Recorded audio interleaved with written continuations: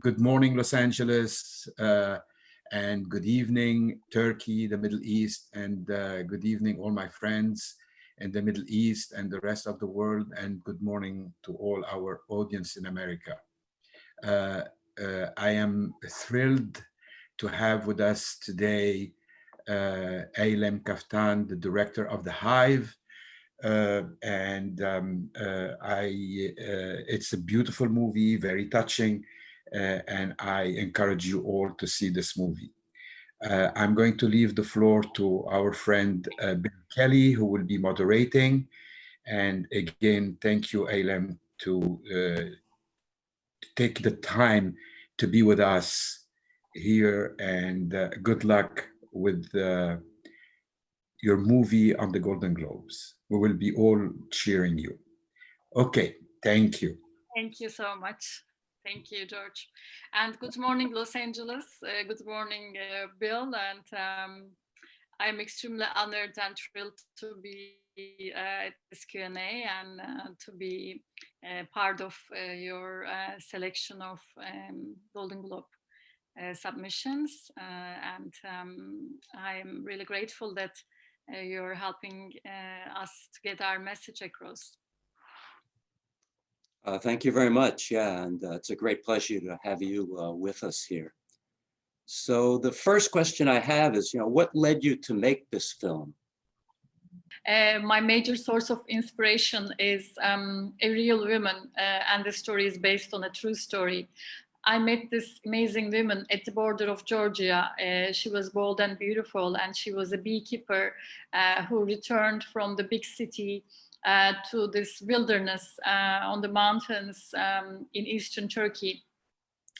She was very passionate with her bees, and she had a huge struggle with the nature.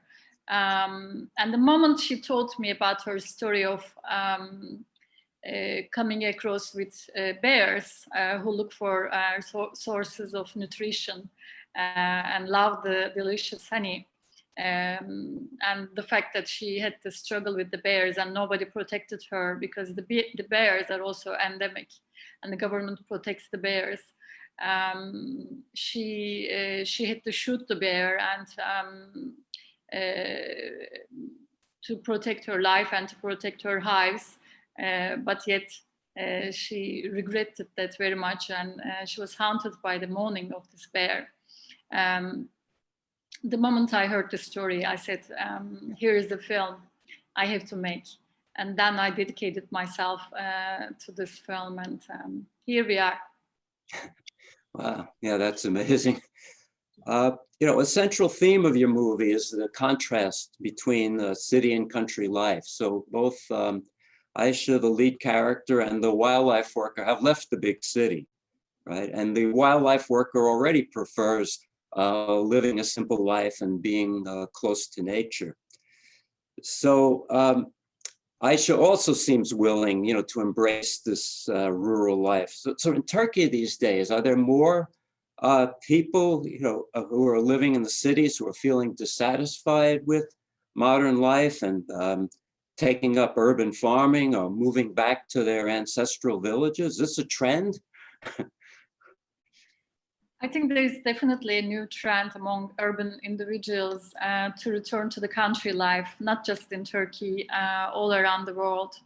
But I have observed this extensively because of the documentary series I was making about urban farmers. So I had this great opportunity to visit several farms all around all across the country, and met with these individuals who were very educated, high profile, who were CEOs and doctors and teachers and bank people who work at the bank, and who suddenly became suddenly started to milk cows and plant olive trees and started this village life. Yet faced with a lot of difficulties and some contrast and clashes sometimes with local people who sometimes looked at them as outcast in a way. So I was fascinated by this, and I definitely observed this trend. And I think this has profoundly increased lately by the COVID-19 pandemic, because as you can see, city life has never lost its meaning, as we are seeing right now. It's become dangerous to live in big cities as you get more higher risk of getting the virus. And most domains of society became online.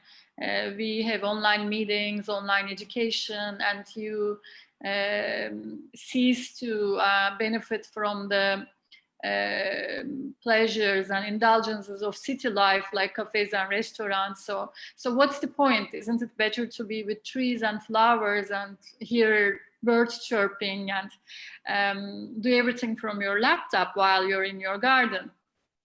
And I was really intrigued by the fact that Hive captured more meaning through this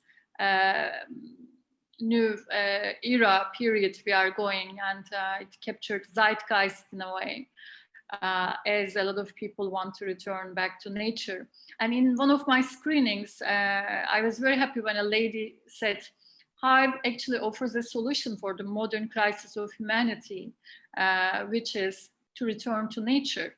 And she said that our salvation lies in farming and returning to nature, because we are alienated from nature and our food chain, and we will face a crisis in nutrition. And ironically, farming, which was kind of a profession which was not valued enough, will become one of the most valuable professions of the future. And we will, I think, we will all have to maybe learn farming in some way or another. Thank you. Yeah, that's quite a vision. Yeah, a big lesson for Ayse, the main character, is that she needs to learn from nature and from animals rather than trying to, impose her will on nature and trying to control it. So how did you come up with this realization and the insights that you have about human communication with animals? I mean, were you influenced by teachings like those of Sufism and Taoism, or was it mostly through your personal experience? Thank you so much for asking me this question, because it's indeed true that I dedicated my heart and soul in a way to teachings of Mevlana, and I spent a lot of time reading and learning teachings of spiritual masters in history, and that's true. I'm also inspired by Taoism. I consider myself as a modest student of Sufism, and I'm a very spiritual person. I believe that we are all actually one in nature, and I don't see any creature superior to any other creature. I don't claim that I abide by the philosophy. I'm 100% consistent, because I still consume meat every once in a while, but I try to thank to the creature who gave me the meat, and I apologize from the animal. I couldn't become vegan still, but that's very true that my major source of inspiration is spiritual teachings, and nature is a big teacher for me. When you look at nature, you don't actually see beginnings or ends. You always see cycles, and you see transformations. Everything is constantly transforming in nature, from one phase to another. So what we call as death, for example, is our way of finding a closure, but there's always a transformation, and I think the energy is is constantly transforming to another shape. So the lesson in this film is sort of also related to karma, which is you reap what you sow. Your present actions definitely shapes your future consequences, and Mother Nature can give you gifts and miracles, but can also destroy everything you have, and you have to take lessons from Mother Nature. So when I look at filmmaking and when I look at life, I see a lot of lessons I take are also inspired by nature, because I think we have to surrender sometimes where we cannot control. For example, the COVID-19, we saw that there are a lot of things out of our control. So we have to surrender, and we have to know that this too will pass, and we too will be transformed into something else. Mm-hmm. So you've said, that you think that this theme of, returning to nature and being part of nature is capturing the zeitgeist in some ways. So in Turkey, how well did your film do, in terms of its audience? And how did you do abroad too? How did the film do abroad? I am extremely happy and extremely blessed with the reception of Hive. It's my first feature, right? It's my first fiction, and yet it received an amazing feedback and reaction from the Turkish audience as well as the international audience. We made the choice to release our film in pandemic, because I was too impatient to wait for another year for cinemas to reopen. I mean, the cinemas were closed and then they were reopened for a while until I think November or December. And I decided to release it. So that was the time where people were still scared to go back to cinemas.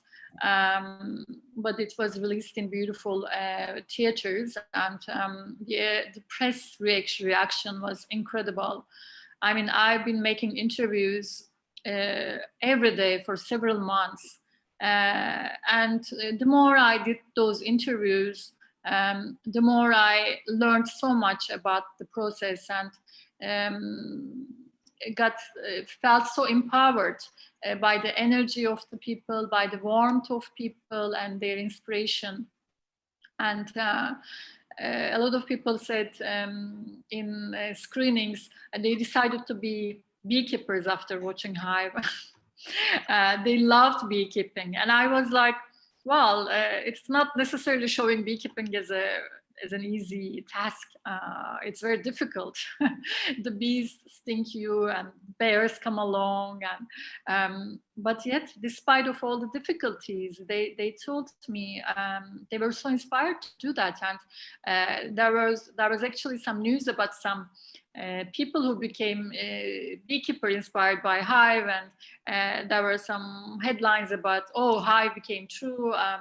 A hairdresser, women who couldn't do hairdressing during the pandemic because hairdresser salons were closed, became a beekeeper, and they were saying Hive became true, and people who saw it thought that it was a scene from Hive. So we had so much exposure, and it was so warmly received. For me, it's the biggest gift to meet with the audience in real theaters and to answer their questions.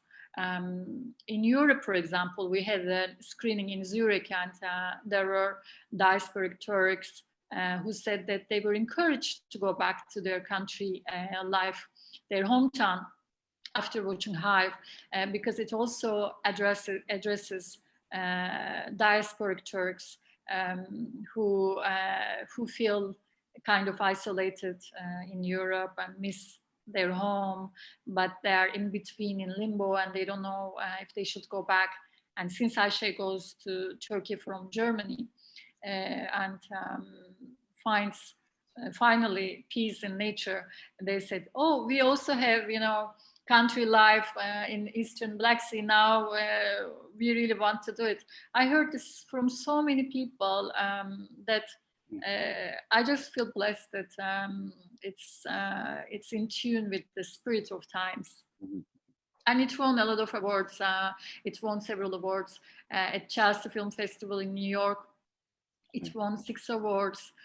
Best film, best picture, best director, best cinematography, best actors, and so on and so forth.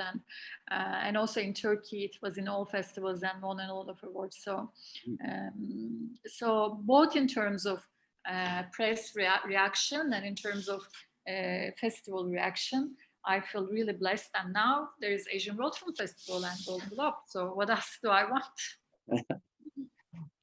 Wow, it sounds like you know, your message has really found its audience. So it's a message whose time has come. But how difficult was it to get funding, and you know, where did your funding actually come from?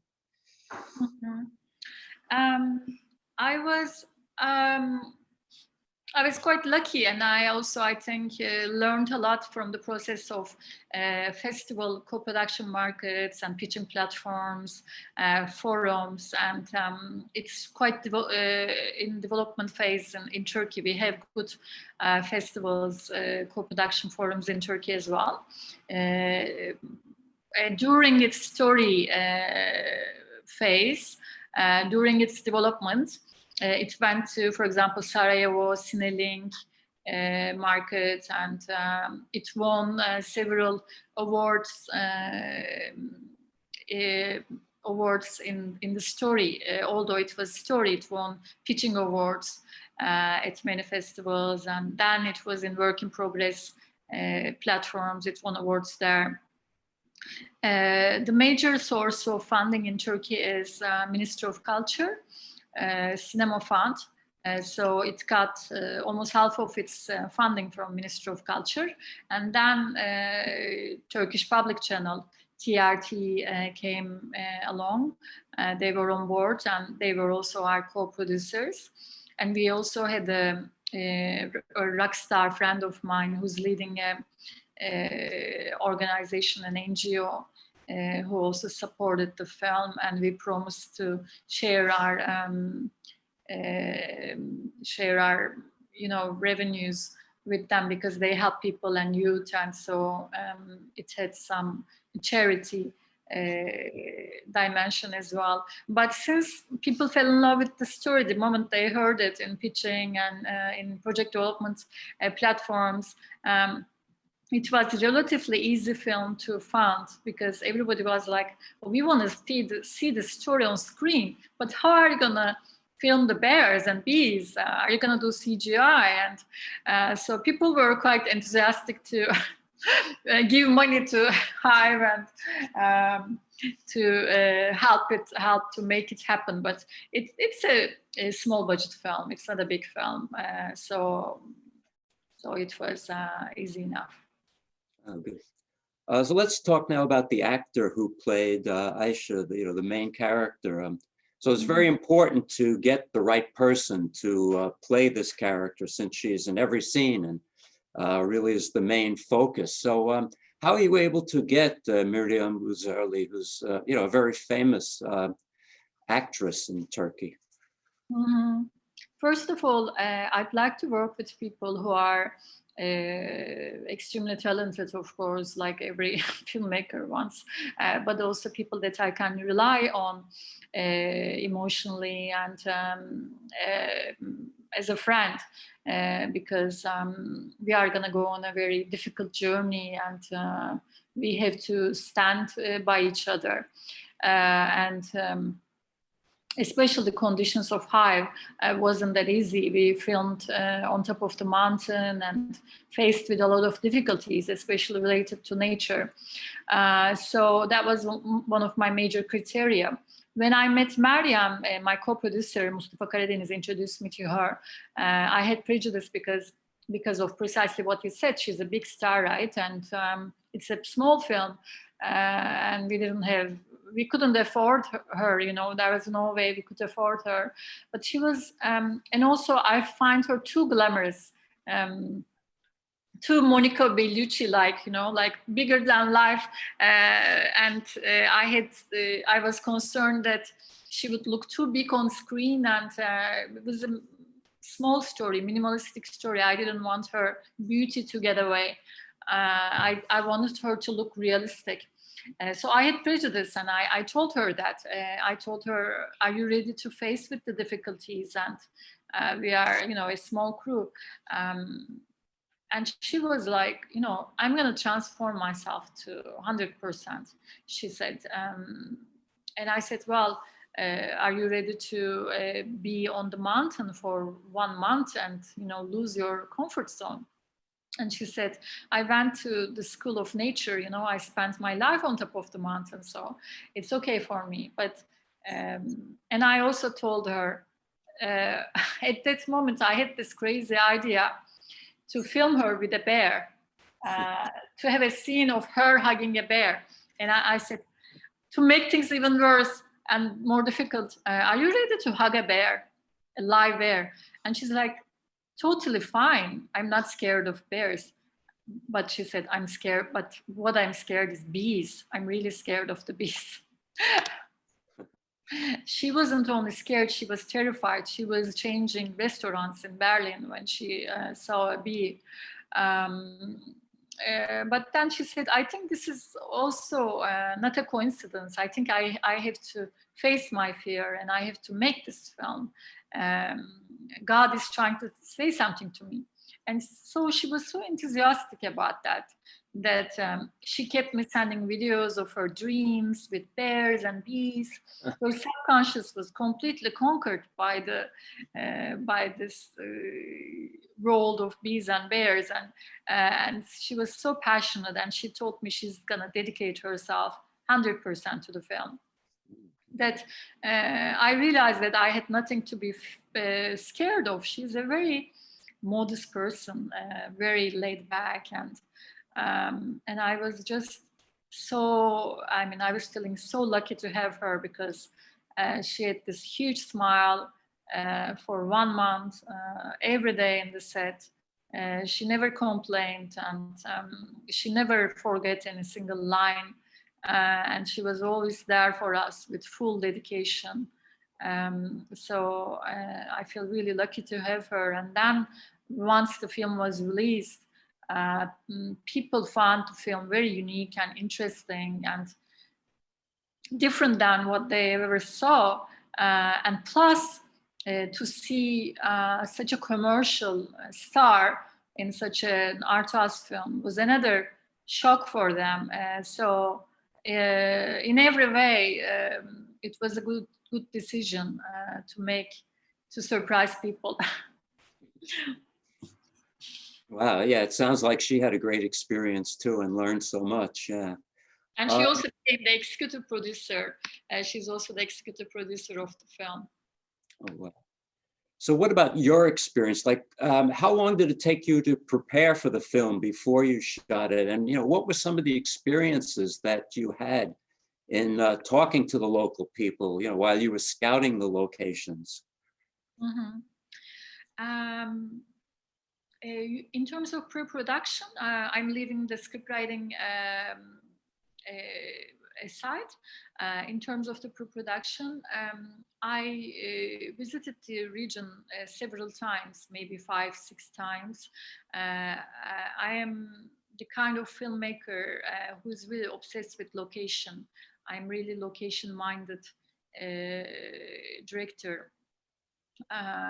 For me, one of the most important elements of a film is atmosphere and location in the way that it has to complement the character. It has to be the extension of the character in a way, you know. So I had this location in my dreams. For me, the farmhouse was really important, and for me, the beehive was really important. I really needed a lot of depth of space, and I really needed the nature to be as a character in the film, mesmerizing, intriguing, and scary and mysterious. So I was never satisfied with what I saw, and traveled and went to many mountains. And finally, I fell in love with Majel, a biosphere reserve area at the border of Georgia, on top of the mountains, surrounded by a thick cloud of fog and mist and chestnut forests. And the people in Majel were just amazing. They were very educated and very aware, and they really took care of every single tree and bee and flower. And plus, it was the gene center of Caucasian bees. So I said, okay, this is where I should shoot the film. And the fact that the moment I arrived to Majel, I saw a female beekeeper and became friends with her, and realized that she was the daughter of the first female beekeeper of the area, and she was very educated about it. Also made me comfortable, and she became my consultant, and she read the script several times, and we corrected a lot of things together, and she was with me in every scene in the film, supporting me. And besides her, I made friends with a lot of beekeepers, and spent a lot of time in hives, and learned beekeeping myself to some degree.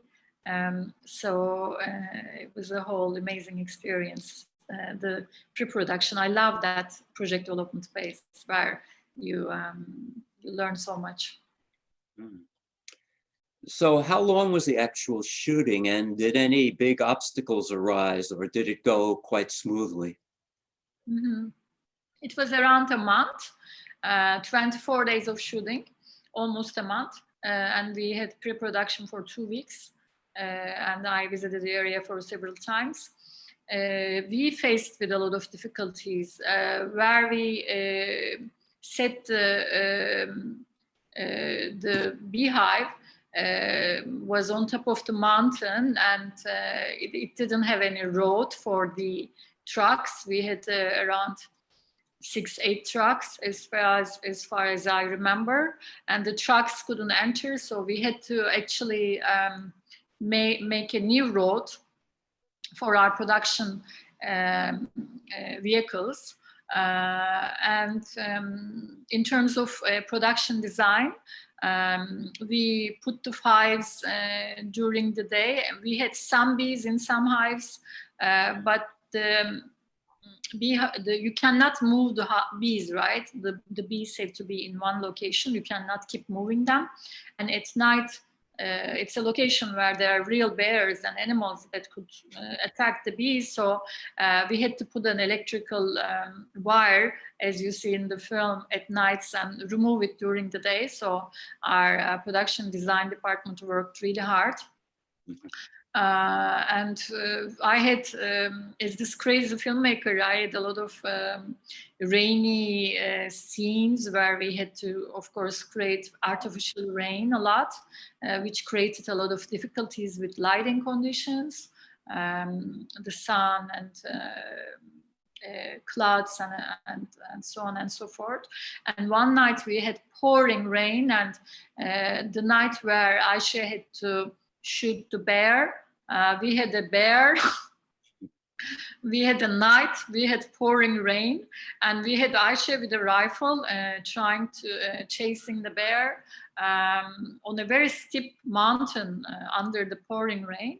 It was very dangerous and very difficult, and we had some scenes where the bees went crazy and started to attack each other. That was very stressful, and also we got stung by bees by several times. Wow. Yeah, I'd like to ask you about some of the scenes. For example, your first scene really sets up the events of the film so well. How did you come up with the idea that Ayse, the lead character, would be driving along this 2-lane road, and then you see the clouds and the dog and the goat herd appear, and it kind of signals the sudden entrance into another world? Actually, that was based on my real experience of my first moments of arriving at this magical village called Mojal, where we shot the film. You have to climb on a very steep mountain and go through several very dangerous cliffs.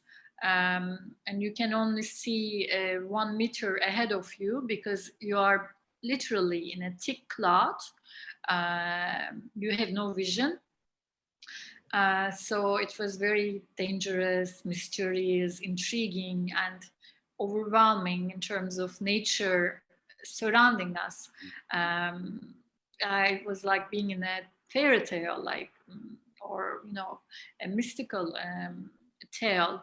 And as we were driving very slowly to go up the hill and to arrive at the village, suddenly from the cloud I saw this huge head of dogs and the mesmerizing look of goats were coming towards me in a very slow pace. Maybe the mountain had some kind of an effect on my head, I don't know. I really loved this moment of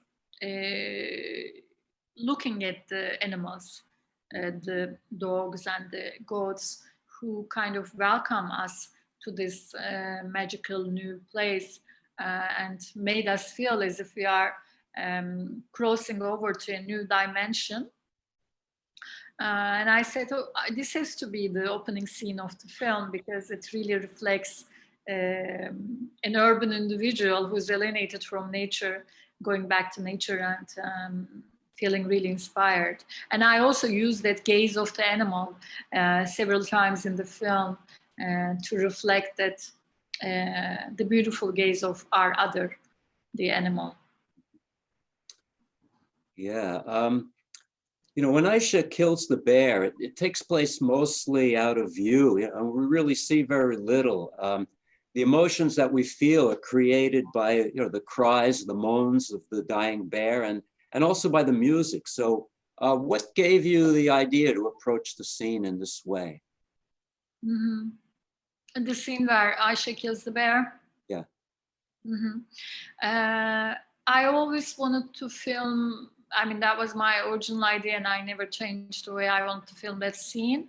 I wanted the violence to be off screen because I think it's more powerful to sometimes hear the violence instead of seeing it. It builds up the tension and suspense, and you become more engaged.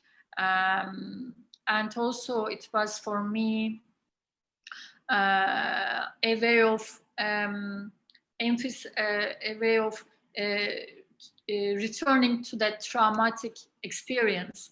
A few times later throughout the film, where Ayse finds the camera and sees herself from the eyes of the animal. Since the original women who I met, real women, told me about how she was haunted by the moaning of the bear. It's as if it was a human that she killed. It's as if it was the crying of a human. I wanted to use that sound as a way of underlining the violence. And I like the tension in the long shot of a real scene. And so, yeah, it's based on the original source of inspiration. For me, a really emotionally powerful and intense scene was when Ayse gives the film of the bears shooting, to the wildlife worker, and then waits for his response. What were you suggesting in that scene?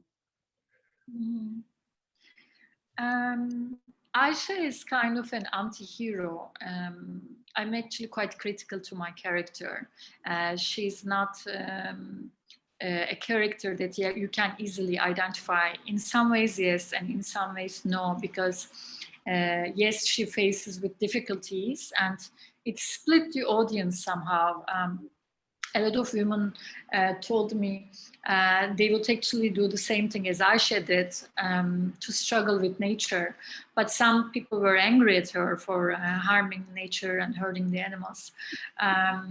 So she makes a lot of mistakes, but yet she gets harsh responses from Mother Nature, and she becomes more and more alone, although all she wanted to do was to find a sense of belonging in her mother's hometown.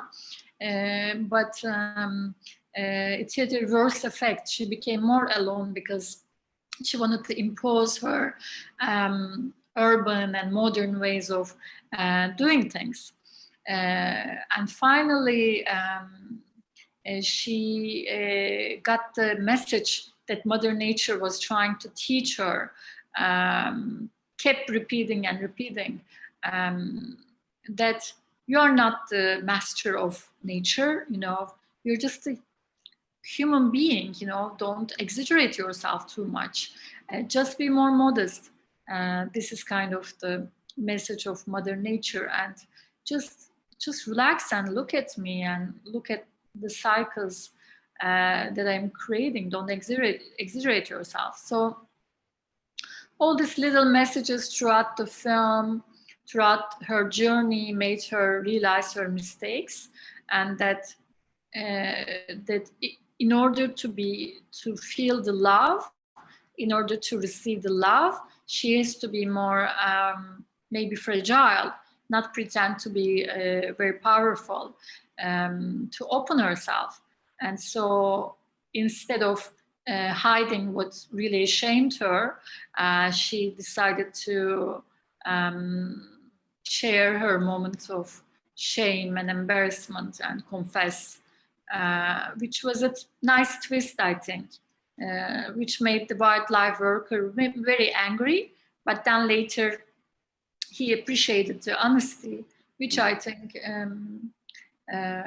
everybody who has a good heart would appreciate. Instead of being judgmental, he became more forgiving, and that was the moment where they were more intimate and understanding with each other. Yeah, you've told us already about the profound effect that your film had on a lot of the people who watched it. And I wonder if you could tell us a little more about your general idea of what the social role of the filmmaker is. General role of the social role, a very difficult question. I don't know about the social role, but I always look at filmmaking as a very spiritual process. I mean, we don't do it for money. Of course, if there's material results, we will appreciate that. But there is not a greater gift than being in the presence of the audience, who say that they were very much touched by the story and felt transformed by it. You really start to somehow understand the power as you meet more and more audience, and see how the story is so alive and how it expands and becomes bigger and bigger the more audience it meets. And it's immortal. I mean, we are mortal, but it's immortal. And I think cinema is the most powerful cultural expression, because the way of identification is much higher than any other art form. I know this as an audience. With some films, with some characters, I identify so profoundly that I feel I am somehow healed, or I am somehow reaching a catharsis to such great level. You really literally experience some lives. So I'm just coming up with this answer as I'm responding and as I'm thinking loudly. Maybe a filmmaker is kind of a psychologist. Filmmaker is kind of a healer. Filmmaker is kind of a therapist. I don't know. I don't want to say teacher. I don't want to be didactic, but I think it's a huge healing process for me. And I mean, I say it as an audience, and I say it as a filmmaker who sees the reaction of the audience.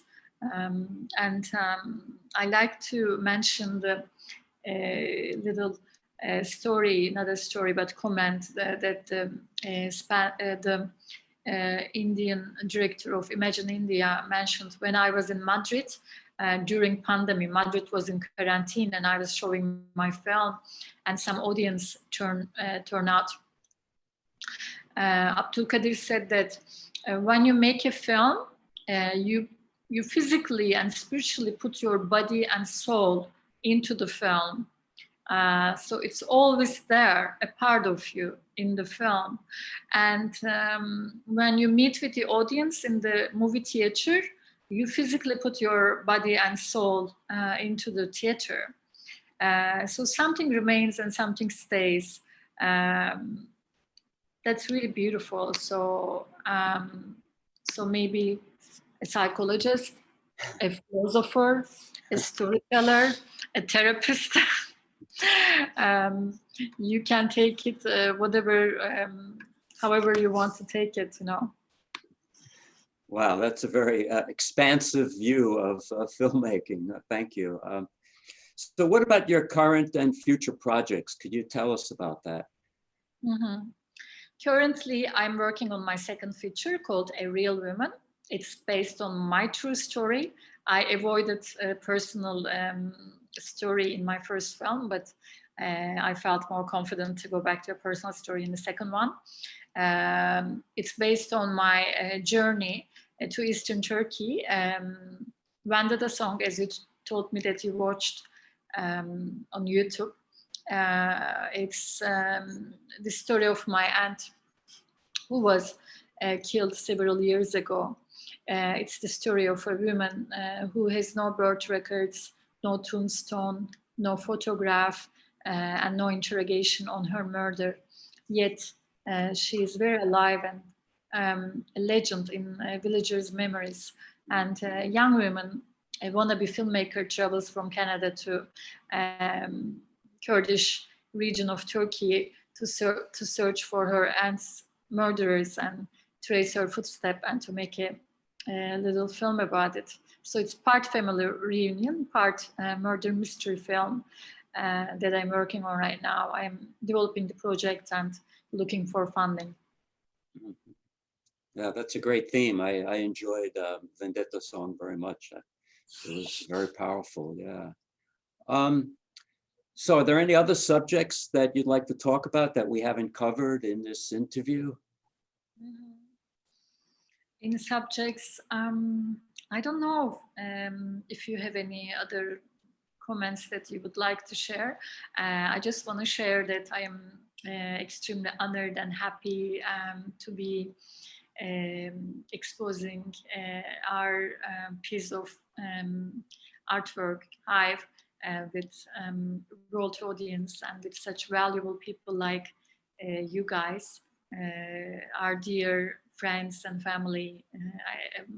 I feel spiritually connected to you right now because you really appreciated our film and you really valued us and you make us feel loved and valued and help our message to be shared with the world.